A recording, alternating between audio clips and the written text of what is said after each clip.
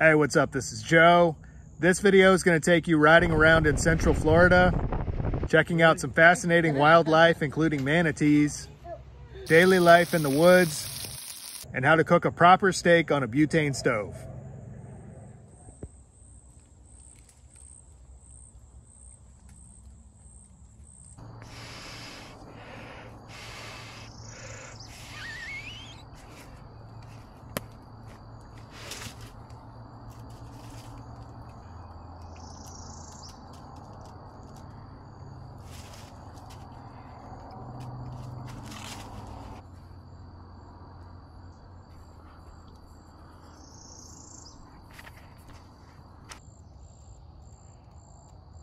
All right, so as you saw, I got a leak in my self-inflating air pad. I really like these because they pack down really small, they're pretty lightweight, and generally pretty dependable, but my advice to anybody who's gonna go this route, typically if they're gonna spring a leak, it's gonna be somewhere in the general vicinity of the valve. After much trial and error, I found a product called Seam Grip, which absolutely works fantastic to fix these. I'll typically beef up this area all the way around the valve before I even begin to use it. I didn't do that in this case, and you know, it was a matter of time. I mean, I've owned this one for about a month. So what I'm gonna do now is just kind of beef up all this area. It's just a tiny little pinprick leak, but it's annoying enough that by the time 5 a.m. rolls around, you know, usually I'm having to inflate it and then, you know, go back to bed for like another hour.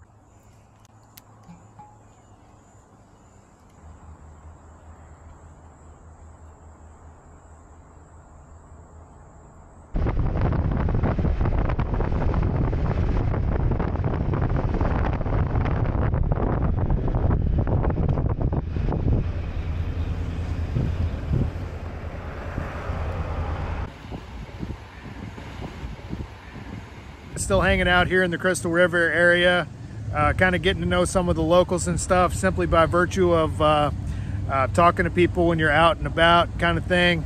Eventually you kind of become part of the community. So I met this guy from one of the Caribbean islands. I think it's Trinidad.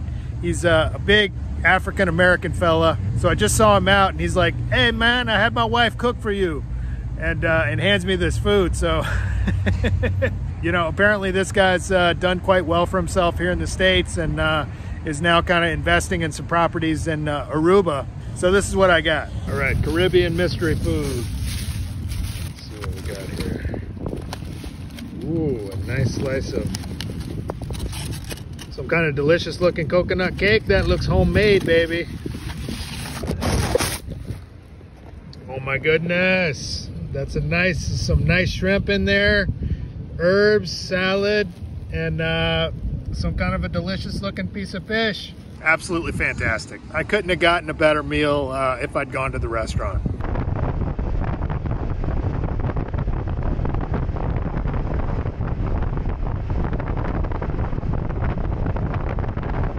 All right, so just finished doing a load of laundry in here. Found a nice cheap coin laundry. This area is known as kind of a Manatee Sanctuary. And apparently these manatees are just kind of everywhere, particularly in the cooler months. They tend to sort of gather and group together. I don't know if they do that to stay warm or what the deal is, but right now it's the first week of April, so I'm hoping that there's still some manatees around. There's a tremendous amount of like lakes and lagoons and little ponds and stuff where they sort of tend to congregate. So anyway, let's go see if we can find some.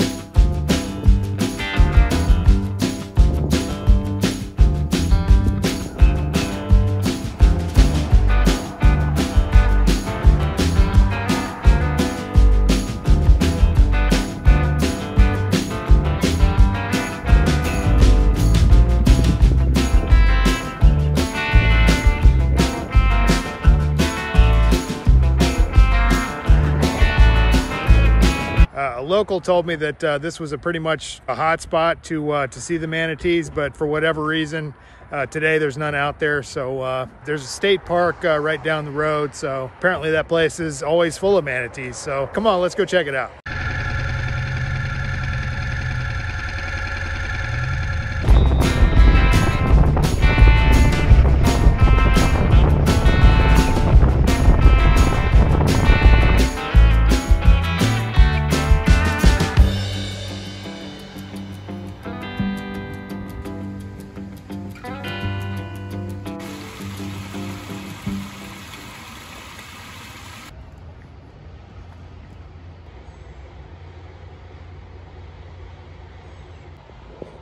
There's the African hippopotamus, absolutely enormous. Supposedly one of the most dangerous animals in Africa. There's your basic American alligator. For the most part, not a threat to humans, but there are exceptions.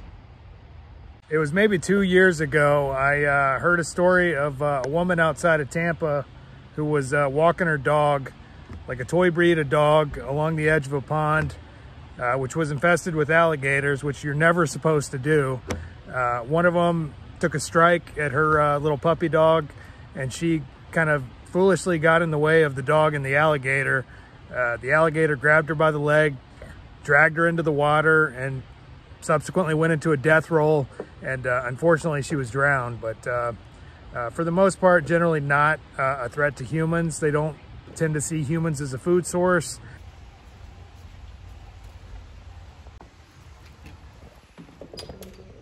A lot of people ask about snakes, but the truth is my interactions with them in the wild have been minimal.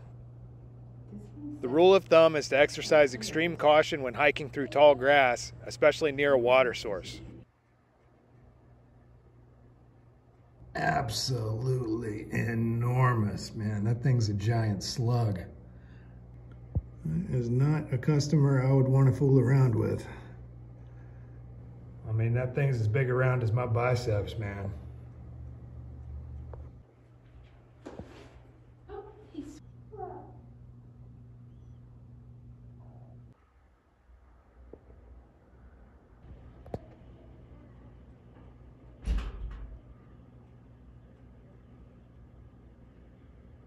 It said musk turtle on the tag, but this looks an awful lot like a snapping turtle.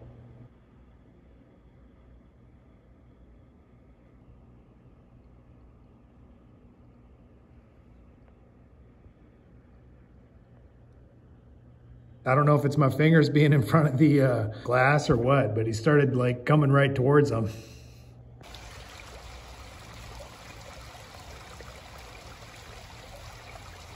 There's a little bobcat in there. I can say 100% sure I've definitely shared some spaces with some of these guys.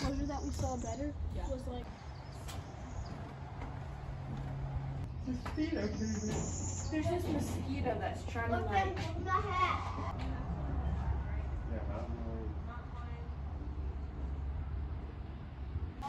As far as bear encounters, I've seen more than my fair share in the wild, and it's for this reason I store all my food and trash high in a tree and seldom, if ever, consume any type of seafood in the vicinity of my camps. According to the placards at the state park, most of the birds here were rescues, animals who'd lost the ability to fly, usually due to a collision with an automobile.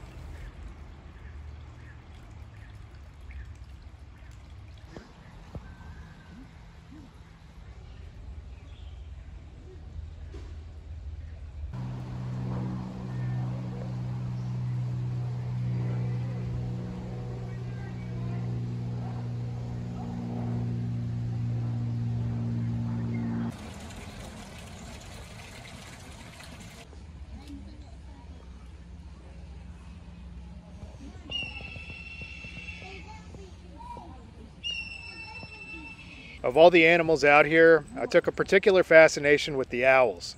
I'd been hearing them often at night where I was camped, and it was fascinating to finally see them in person.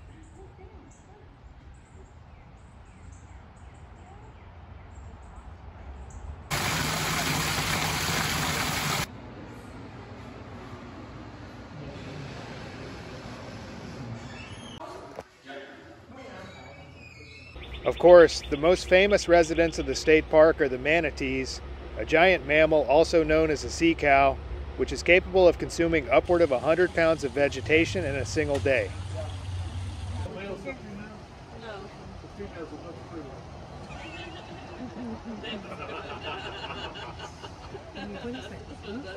Really? It's really cool if you notice when he comes up to breathe, his nostrils open up and then close again, so he doesn't breathe. I can't see him, Mommy. How many times a day you gotta feed them? 4 times. Yeah, that sounds good, buddy. I appreciate it. I feed 50 pounds each time. So each of these manatees eats 100 pounds of lettuce a day. Wow. That's more than you weigh, Bubba. That's like 3 of you. Even with the video, it's difficult to convey the sheer size of these enormous mammals.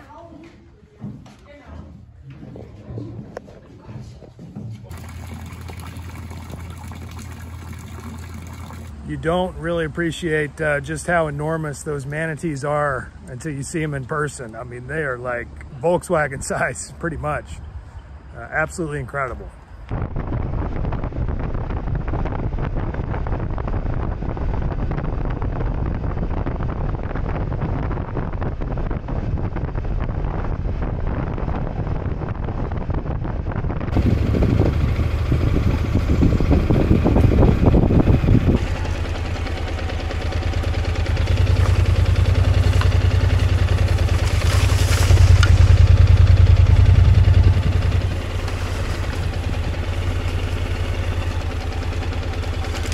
All right, steak time. These so-called ribeyes were on sale at the grocery store today. They don't really look much like ribeyes to me, but I don't know, maybe they are. So the first thing I'm gonna do with these, keep it really simple as far as spices go. Get some of my pink Himalayan sea salt, put a little bit in the hand like so.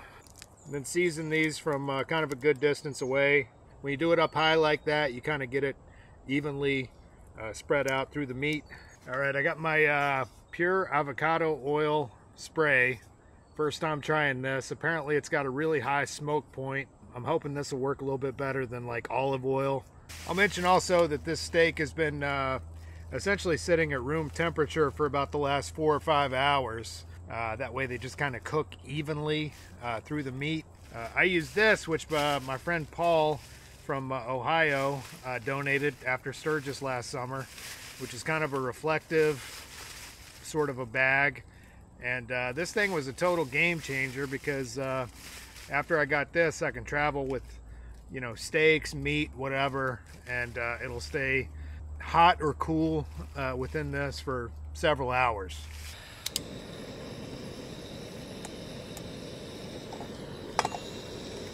Generally a good idea to get that pan up to a pretty high temperature before you start to cook. That way you get a good sear on the outside of the steak, which is where a lot of the flavor comes from. So while I'm waiting for this pan to heat up, I'll talk to you a little bit about this hot sauce that I picked up.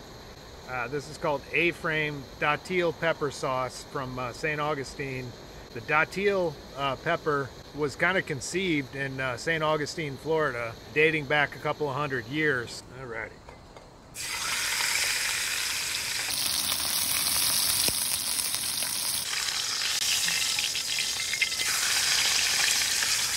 There we go. Got a nice sear on the outside of that.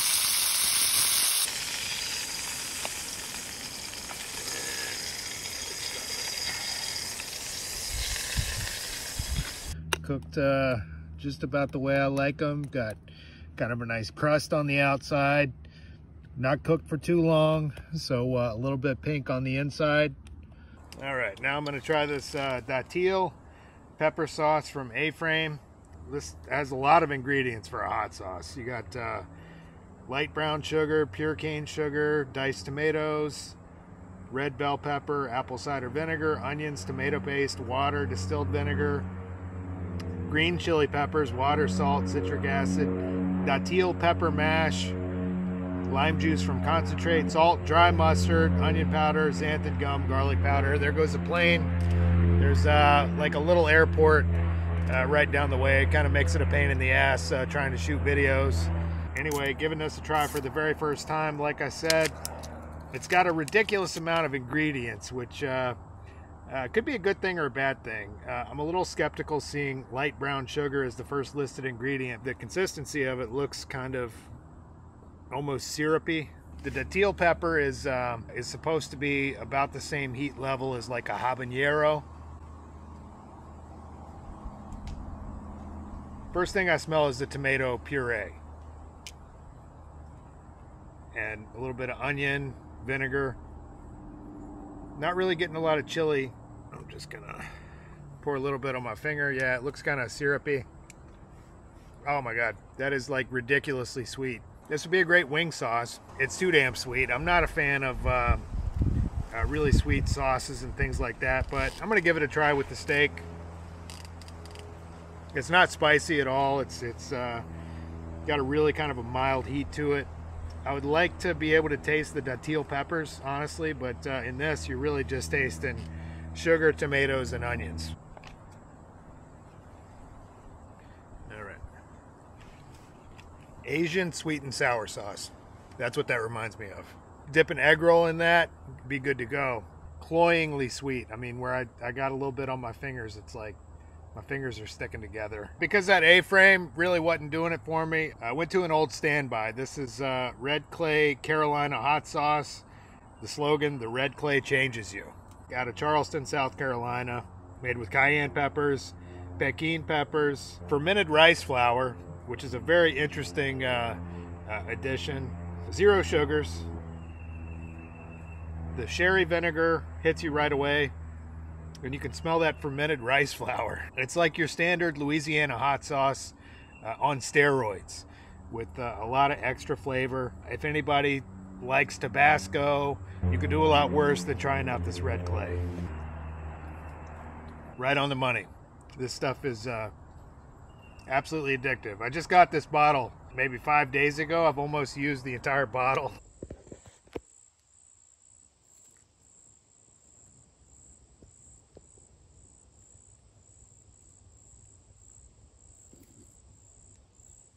I recently got turned on to this. This is Dr. Bronner's Pure Cast Style Soap, 100% organic oils and stuff like that. You know, essentially not bad for the environment, non-toxic, etc., etc. And you can use it for just about anything. I mean, it's like shave, shampoo, shower, bath, mop, laundry, degrease, and a bunch of other kind of purported uses for it.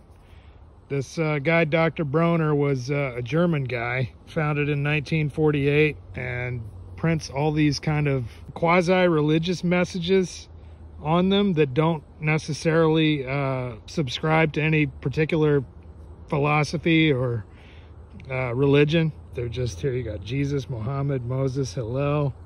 And it's just, the guy apparently was an interesting guy who wanted to kind of share just sort of an overall general sort of a spiritual message with the world. If you actually take the time to read all the writing on this, just some interesting sort of positive kind of messages.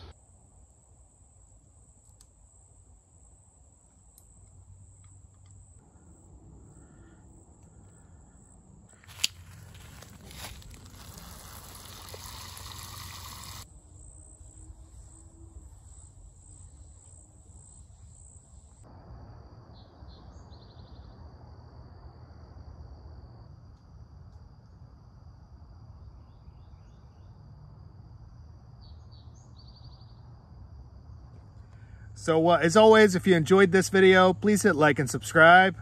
And as usual, I've included an optional donate link in the drop box for anybody that might like to contribute to this project. Otherwise, thanks for watching, and we'll see you on the road.